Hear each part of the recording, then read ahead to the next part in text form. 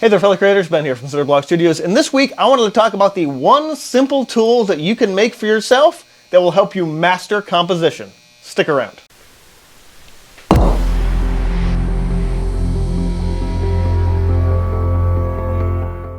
So if you're a beginner, you might not actually be familiar with a really simple tool, one of these. This is a viewfinder. It is a tool that allows you to visualize composition literally in your hand by just holding it out and just finding things in your environment to, draw or paint. Something from a landscape to a still life. Now, of course, there's basics in composition, like basics in art, things like, basic horizon line stuff, shapes, forms, values, positive and negative space. I talk about all that stuff in a lot of my different videos, including the fundamentals of landscape design, linked in the corner and in the description box below. But one tool helps you master composition in ways that you can't imagine otherwise. And that little tool is this viewfinder. Again, whether you're just starting out, actually I would say even if you're a professional, one of these can still be a really invaluable tool. I keep one in the studio all the time. It's usually a pin to my board. And every now and then I find myself getting to a point where I'm like, I gotta make sure this composition works. How do I do that?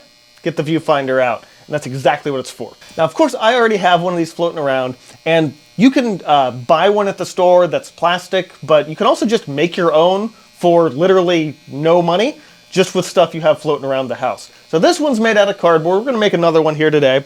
Real simple, I'll just show you this. You need some sort of cardboard. I have a Kleenex box that I literally just finished the other day. So I'm just gonna take a piece of this and cut it up. You need, a rectangle or a square or whatever shape you happen to make it. You could absolutely measure this out. I'm just going to eyeball it because you really don't need to worry about that too much. Rectangle. And then, of course, you need to cut out the center of this. For that, I'm just going to take a ruler and measure a, half-inch border around this. It'd probably be something like 2 centimeters or so. Actually opted for 3/4 of an inch, so 2.5 centimeters. And you want to cut out the center of that. You can do it with scissors. I'm going to go ahead and grab an X-Acto knife. And ta-da, you've got yourself a viewfinder. Now, you're like, wait a minute, Ben, yours has these strings in it. They do. My viewfinder that sits in my studio, I have taped out the rule of thirds into for the extra bit of visual composition, but you don't have to do that. I'll show you an even easier way to do this than the rule of thirds, because again, not necessary, but even just a simple center crosshair will work just fine. You think, okay, cool, now I need string. No, you have string. You have, probably, I would hope so, in your bathroom, dental floss.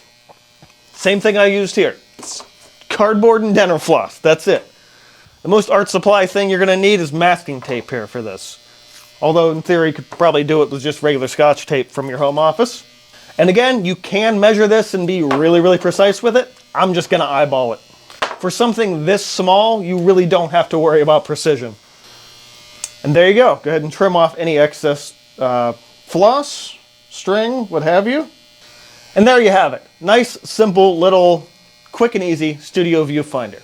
All right. So the real question is not just how do you make something this small and simple that you can throw in a drawer, pin up to a wall. What do you actually do with this thing? Well, let's go find some stuff to look at. Okay, so let's start with just a basic studio example here. Imagine all the brushes together, and we're trying to find a still life to draw in all these capacities. So all right, let's see. All the way out. No, that doesn't quite look good. Let's go a little further in. Find ourselves something. Oh, that's not too bad. Got that area of the brushes over there. It looks all right. Just realizing with this, I probably should have been on this side, but now it looks weird. A little less distracting. That looks okay. I'll turn it that way. Maybe I can find a tall composition in there. Oh, I like that with the jars on the side. Maybe even some back over there. Taller one over here. Again, just being able to visualize exactly where you want that composition. Keep it a little further up. Back and forth with the brushes and my laundry in the background. Whatever you can find in that tiny individual space. close one eye, or in this case, I'm using the camera as my visual. But that's all it really takes to it.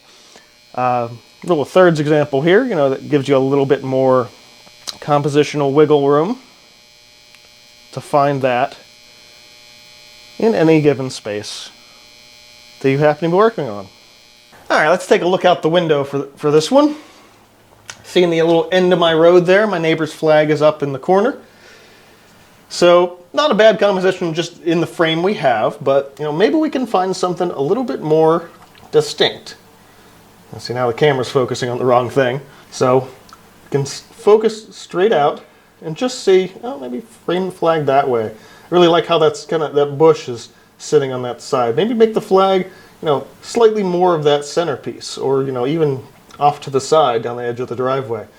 Keep it front and center, a little bit lower, a little bit higher. Maybe we don't focus on the flag at all. Maybe the composition's, over on this side. Focus up, play with the bush, play with the, tree stump in the corner there. Find exactly what you need to see for whatever composition you happen to be making. And of course, you can make the viewfinder any size you want, but any aspect ratio that you want, but the basic rectangle should work just fine. Point up towards the sky here for just one more example. Wherever you can find that simple basic shapes to master your composition, your landscape, balance your positive and negative space, keep an eye on your horizon line, and just figure out exactly the kind of painting you want to make. Now I know with all of this in mind, you might be thinking, okay, well, what do I do when I don't have the tool around? Like, I left it at home, I'm sketching on the road, or I'm doing a plein air painting. Well, you can do the old-fashioned thing and go like this.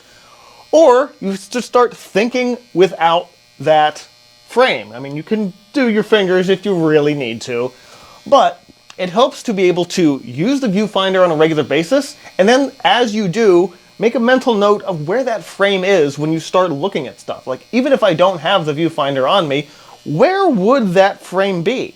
And the more you use it, you'll find that you can start to visualize that imaginary frame, whatever picture you happen to be drawing or painting.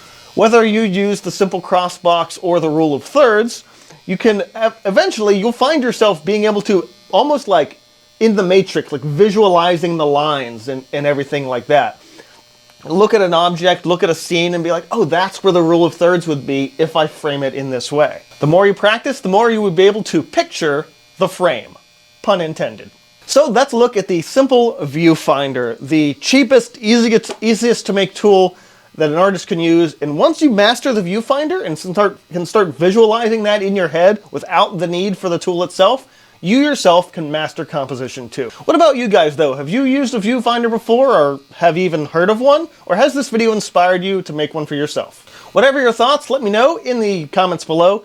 Check me out on the socials in the description box, and this has been reminding you to keep on creating, stay inspired, and I will see you guys next time.